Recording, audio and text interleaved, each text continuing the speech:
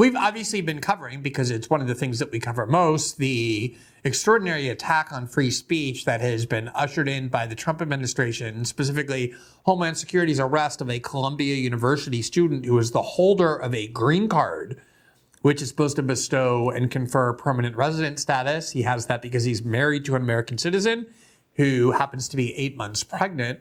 And he was arrested not because he's accused of having committed any crime, but because the State Department under Marco Rubio, in secret, with no process, no evidence presented, invalidated his green card. And the minute they did so, declared him to be on U.S. soil illegally, sent ICE agents to detain him. There is a court hearing that is now taking place. In the meantime, there's an injunction preventing him from being deported, but there are all other students being targeted for arrest. A second one was arrested today at Columbia, and the implications of those kinds of assaults on free speech, arresting and deporting people who are in the United States illegally as a result of their views on Israel or their protest and activism against the war in Israel or against the Biden administration's funding and arming of that war, are obviously very significant. We've spent the week analyzing those, but today it was a much more serious escalation, one that I have to say, I can't say I was expecting, one that genuinely astonishes me. And rather than tell you about it, I just want to show you the letter that was sent by 3 different government agencies inside the Trump administration: the United States Department of Education, the Health and Human Services Department, as well as the General Services Administration. It was sent to Columbia University. And there you see the letter. It's dated March 13th. And it is addressed to the interim president of Columbia, Katarina Armstrong, as well as David Greenwald, no relation at least that I know of, and Claire Shipman, co-chairs of the Columbia Board of Trustees. Yeah, I think if I had a relative who was the co-chair of the Columbia Board of Trustees, that's something I would know, and I don't. So anyway, this is a letter sent to them, and this is what it says. Quote, "Please consider this a formal response to the current situation on the campus of Columbia University and a follow-up of our letter of March 7, 2025, informing you that the United States government would be pausing or terminating federal funding. Since that date, your counsel has asked to discuss, quote, next steps." And here are the next steps. It says U.S. taxpayers invest in colleges, and therefore we want to tell you that these are the things that you have to do as preconditions for even having conversations with us about the possibility of restoring your funding. And just as a reminder, the reason the United States government provides funding to universities isn't that they pay for the salaries of the professors. It's because that's where a lot of research takes place. Research into science, research into technology, into medicine, into all sorts of things. It supports hospitals and medical facilities. It allows people who don't come from extremely wealthy families to be able to go to our best colleges based on merit. And this is the leverage that the US government is now using for the first time in a very long time, not just to dictate to universities what their policies have to be regarding their students, but even to start compelling them to make changes to their curricula that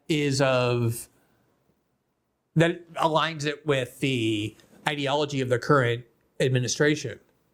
Particularly, you'll be unsurprised to learn in the Middle East Studies program at Columbia, which is the program that teaches about the Middle East, about the Israeli-Palestine conflict and other hot-button political issues in the Middle East. This is a list of what the U.S. government is saying Columbia is required to do, just as a precondition to even talking about the possibility of restoration of their funding. First, enforce existing disciplinary policies. The university must complete disciplinary proceedings for Hamilton Hall and encampments. Meaningful discipline means expulsion or multi-year suspension. So they're requiring that everybody who participated in the encampment against the war in Israel, the war in Gaza by Israel rather, or the protest at Hamilton Hall, face either expulsion or multi-year suspension. Is this the sort of thing that you think the federal government ought to be doing, is micromanaging private universities inside the United States, micromanaging their student disciplinary decisions? The next item on the bulleted list, primacy of the president in disciplinary matters, abolish the University Judicial Board, and centralize all disciplinary processes under the office of president, and empower the office of the president to suspend or expel students with an appeal process through the office of the president. So they're actually dictating the bureaucracy, the bureaucratic structure of the student discipline process at Columbia. And obviously, every other school in the country is monitoring very closely what the U.S. government is doing to Columbia. That's part of the point, is to then signal to them what they have to do too, unless they want to come under the scrutiny of the U.S. government in the way that Columbia has. The next item on the list, time, place, and manner rules. Implement permanent, comprehensive time, place, and manner rules to prevent disruption of teaching, research, and campus life. In other words, free speech zones, as the U.S. government has called them. In other words, if you want to protest, you're free to do so. You can do so from 8 a.m. to 9:30 a.m. and then 5 in the afternoon until 6:30 at night. You can do so only in this fenced-off area over here. It's a way of pretending to allow protests, but making sure the protests are invisible or as completely inconsequential as the government wants them to be. Next item on the list, mask ban. Ban masks that are intended to conceal identity or intimidate others, with exceptions for religious and health reasons. Any masked individual must wear their Columbia ID on the outside of their clothing. This is already the policy at Columbia's Irving Medical Center.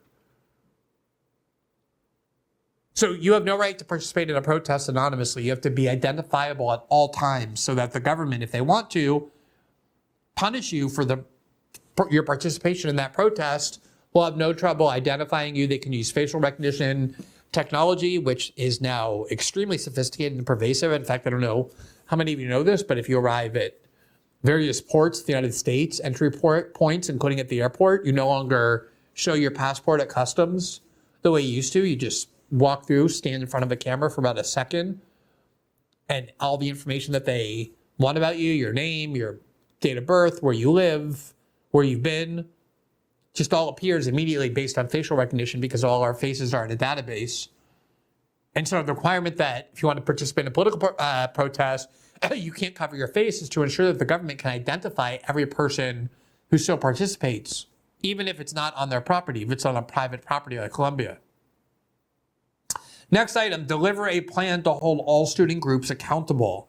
Recognize student groups and individuals operating as constituent members of or providing support for unrecognized groups engaged in violation of university policy must be held accountable through formal investigations, disciplinary proceedings, and expulsions as appropriate. Here's the next one. Formalize, adopt, and promulgate a definition of anti-Semitism. President Trump's Executive Order 13899 uses the IHRA definition. That's the definition that is radically and aggressively expanded. It was promulgated by the Israeli government to include a whole long list of criticisms of Israel that are now officially declared to be anti-Semitism. Many states in Europe have adopted this expanded definition, and now, as a result, the examples of anti-Semitism that include things like saying Israel is a racist project, or comparing Israel to what the Nazis did, or applying so-called double standards to Israel that you're not applying to other countries. All of this is formally regarded now as anti-Semitism under the definition that President Trump adopted. It's also the definition that the House of Representatives last year adopted in order to radically expand the definition of anti-Semitism to make it essentially illegal on college campuses to express a whole wide range of criticisms of Israel. The letter goes on, anti-quote Zionist discrimination against Jews in areas unrelated to Israel or the Middle East must be addressed. No more anti-Zionist statements allowed, no more anti-Zionist protests that are unrelated to Israel or the Middle East.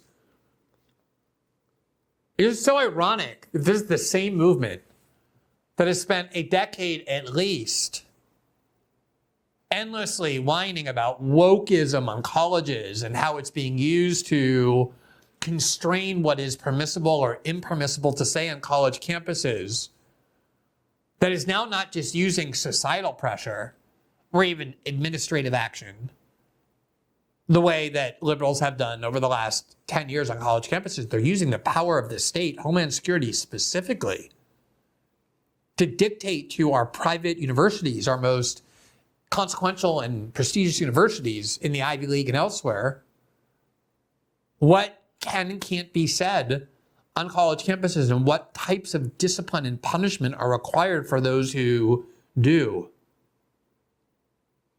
Next item, empower internal law enforcement. The university must ensure that Columbia security has full law enforcement authority, including arrest and removal of agitators who foster an unsafe, hostile work or study environment or otherwise interfere with classroom instructions or the functioning of the university.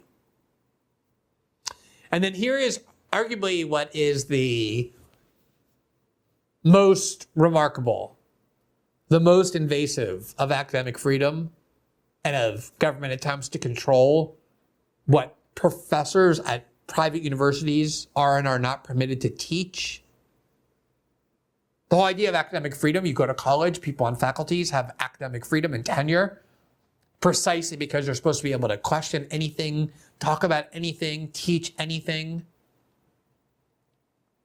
Academic institutions only have value if they are a free venue for unlimited discourse. That's one of the reasons why I've been so opposed to liberal attempts to constrain what can be taught, what can be said, what ideas can be expressed in academia, because it destroys academia. And it's at least as true, probably more so, when the government is doing things like this. Regarding the Middle East, South Asian, and African Studies Department, MESAAS Department, the government is requiring Columbia to put that department under, quote, academic receivership. And here is the relevant language. Begin the process of placing the Middle East, South Asian, and African Studies Department under academic receivership for a maximum of 5 years. The university must provide a full plan with dates, certain deliverables by the March 20th, 2025 deadline. We're going to talk to our guest, Alex Abdo, in just a little bit about all of this, including exactly what that means when you place a academic program at a university under receivership. But essentially, it's designed to limit and restrain and place under outside control the entire management and operation of that department. This department, the Middle East Studies Department at Columbia, has long been a primary target for Israel loyal fanatics inside the United States. It is, for example, the place Bari Weiss got her start, as we'll show you in just a little bit at Columbia. I actually wrote about this when the New York Times hired Bari Weiss. The New York Times newest op-ed, Hire Bari Weiss embodies its worst failings and its lack of viewpoint diversity. And I described there how under the guise of viewpoint diversity, they were actually hiring somebody, Bari Weiss, who had spent her time at college, at Columbia in particular, trying to get professors fired for the crime of criticizing Israel too much, usually Arab or Muslim professors, of course. That's the queen of free speech and free discourse and liberal, or the battle against illiberalism, as she calls it. This has been a long-standing dream of Israel fanatics in the United States to get control of what Columbia teaches about the Middle East. And that is exactly what the Trump administration is now attempting to do, and it is now succeeding in doing. And then the letter finally says, deliver a plan for comprehensive admissions reform. The plan must include a strategy to reform undergraduate admissions, international recruiting, and graduate admission practices to conform with federal law and policy. We expect your immediate compliance with these critical next steps. So you have all these people on the right who have spent so long complaining about attempts to limit speech in general, but limit speech in particular on college campuses in the name of protecting certain minority groups and keeping them safe. 2 months after being inaugurated into power, are using every arm available of the federal government to try and control academia, private universities, and obviously focused most on what can and can't be said about Israel. There's a reason Miriam Adelson, who before the election we devoted a whole show to examining, gave $100 million to the Trump campaign. It was exactly for things like this. This is being done because there's been polling data that we showed you earlier this week that support for Israel in the United States is at an all-time low. Not surprising. People have been watching Israel blow up children and families and schools and mosques and hospitals for a year and a half using American-made weapons and American money that paid for all of it. So unsurprisingly, people who have been watching that on places like TikTok, which is why they started to think more about banning TikTok than ultimately did. It's a desperation to try and stem the tide of that declining support for Israel. And the two places where they think it's most happening are online and in academic institutions. And so that's exactly what they're targeting. Here is the Deputy Attorney General, Todd Blanche, at the Justice Department today, where President Trump also spoke, expressing theories about how they're going to escalate even further their attempt to gain control of Colombia, to punish people who participate in protests against Israel using terrorism laws. Not even Bush and Cheney tried this. Here's what he had to say. The president promised that under his watch, we will no longer stand by while universities tolerate and facilitate anti-Semitism and support of terrorism on their campuses. So just to be clear here, whatever your views are on all of this, this is the United States government promising to ban anti-Semitism on college campuses. This is exactly what the American right has been shrieking about for years now.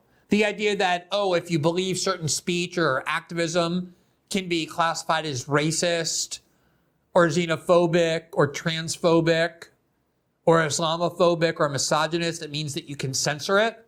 And now they're turning around and saying, all of those kind of claims, racism and xenophobia, transphobia, that's all nonsense. But anti-Semitism, that's the real bigotry. And we need the government to go in and stop it by curbing speech in the way that we just showed you in that letter they're attempting to do at Columbia.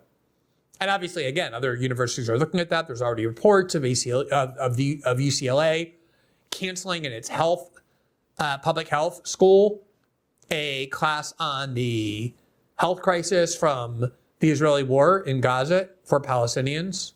No teaching about that, no examining that, no allowing professors on the faculty of public health to teach a course on one of the worst humanitarian disasters on the planet and the health implications of it, because it might make the Trump administration angry. And we have to make sure that the curricula at all our universities are aligned with the Trump administration's ideology, in particular their pro-Israel fanaticism that is generated by huge numbers of people throughout the government who revere Israel, are devoted to Israel, are loyal to Israel, and want to use every arm of the government to ensure that everybody else has similar loyalties, including censoring on our academic campuses. And then to call it terrorism, to say that if you protest against Israel, if you express opposition to the war in Israel, if you believe the Zionist state is whatever you want to say, as an American, you have the right to say whatever you want. If you're on American soil legally as a green card holder or student visa, you do as well. To say they're committing genocide or they're racist, whatever you want to say. You can say the United States is racist. You can say China is racist. You can say Iran is a terror state. Certainly you can say that about Israel as well. But the Trump administration, as you just heard, wants to characterize that now as advocacy for terrorism and use terrorism laws against people in American universities who are criticizing Israel. The escalation is reported by The Atlantic. There is a second name on Marco Rubio's target list already. Marco Rubio has promised there's going to be a lot of other names. There you see the Trump administration has identified another green card holder at once deported in addition to Mahmoud Khalil. And I want to be careful how I say this because I don't want to disclose things that I shouldn't disclose. But in the course of our reporting on the protest movements, the students who were involved in it and the like, and the student groups involved, we have heard from many people who exercised what are their constitutional rights to protest. They're not charged with any crimes, but they are living in great fear that they will now be targeted by ICE, by Homeland Security, by the FBI, including American citizens, because part of the promise of the Trump administration is it's not just deportation, but imprisonment for people who protested against Israel. They're talking about using terrorism laws to do so. And obviously there is immense fear. And that's what is intended is, look, if you know what's good for you, if you don't want trouble, keep your mouth shut about Israel. Don't criticize Israel. Don't question our financing of Israel. That's what all of this is for. From a political movement that just 3 weeks ago cheered when J.D. Vance went to Europe and castigated the Europeans for waging war against liberal values and European values by imposing censorship regimes. This is infinitely worse than anything that Europe has done. Infinitely worse. Here is Axios today reporting, and this has been reported by multiple outlets around the country. Colombia expels students involved in building takeover in the 2024 protest. Here from AP. Also, this was last week. Facing Trump's threats, Colombia investigates students who are critical of Israel. Quote, Columbia University senior Mariam Alwan was visiting family in Jordan over her winter break when she received an email from the school accusing her of, quote, discriminatory harassment. Her supposed top offense? What is the offense that caused the Trump administration and Homeland Security to notify her she was under formal investigation? Writing an op-ed in the student newspaper that called for divestment from Israel. Actually, this was an email where the school was accusing her of this, obviously operating under pressure from the Trump administration and their threats. Her crime was she wrote an op-ed in the student newspaper advocating divestment of university funds from Israel. If you have spent any amount of time parading around as a free speech advocate or somebody opposed to censorship, and you are now at the point where this is something that you support or this does not bother you, please just give up that fraud, that pretense. The AP went on. In Alwan's case, investigators said the unsigned op-ed in the Columbia Spectator was also urged the school to curtail academic ties to Israel, may have subjected other students to, quote, unwelcome conduct based on their religion, national origin, or military service. They promised a thorough investigation with sanctions ranging from a simple warning to expulsion. In other words, what the school is saying is that if this op-ed made anybody uncomfortable, then by definition it was harassment because she expressed views that made supporters of Israel uncomfortable. This is the sort of thing that is being fostered deliberately by the Trump administration. They promised to do exactly this, and they have been doing it. I'm happy to say that there are some groups that have been standing up in protest, including Fire.org, which has become a aggressive advocate of free speech, both defending conservative students who have been the target of censorship, but also the Palestinian groups that have long been targeted with that. And it is important that anybody who purports to believe in free speech at all is somebody who is willing to take that stand. If your dog is constantly itching, scratching, or dealing with hot spots, and I know from my experience working with a lot of dogs, that is a very common dynamic, you really have to check out Coat Defense. It's an all-natural solution that really has been helping so many dogs. Here's why this caught my attention. I've seen firsthand at the shelter that I work with, my shelter, my dog shelter, as well as all the dogs I have at home, how often dogs develop things like yeast infections, especially in their paws or ears or skin folds. It's really more common than people realize. You probably see your dog scratching, and oftentimes it's because of that. But the usual treatments, things like steroids or antibiotics or Cytopoint or Apocal, they might cover up the symptoms for a while, but they don't actually fix the root cause. And in some cases, they actually make things worse over time. Coat Defense is different. Their daily preventative powder works as a dry shampoo or an odor eliminator, an anti-itch powder. But what makes it special is that it eliminates the yeast naturally by changing the terrain on your dog's skin so that yeast and bacteria can no longer survive. There are no toxic chemicals, no synthetic junk, just safe natural ingredients that has been tested over many years. They also make an aloe-based sensitive skin shampoo that calms irritated skin, preserves the natural oils, and is totally free of parabens or sulfates or anything artificial. And honestly, as somebody who values my dogs as much as I value anything, I've been really surprised reading the testimonials from people who have used it, seeing their products firsthand working as well. I've heard this from so many people that this is the only thing that has really worked after years of frustration with dogs finally itch-free and healthy again. And that's why I'm so happy to partner with the people at Coat Defense. I've gotten to know them. They are dog lovers. That is what motivates everything that they do. So if your dog has been struggling, nothing else has helped, go to coatdefense.com and use promo code Glenn for 15% off of your first order. That's coatdefense.com, promo code Glenn. Thanks for watching this clip from System Update, our live show that airs every Monday through Friday at 7 p.m. Eastern, exclusively on Rumble. You can catch the full nightly shows live or view the backlog of episodes for free on our Rumble page. You can also find full episodes the morning after they air across all major podcasting platforms, including Spotify and Apple. All the information you need is linked below. We hope to see you there.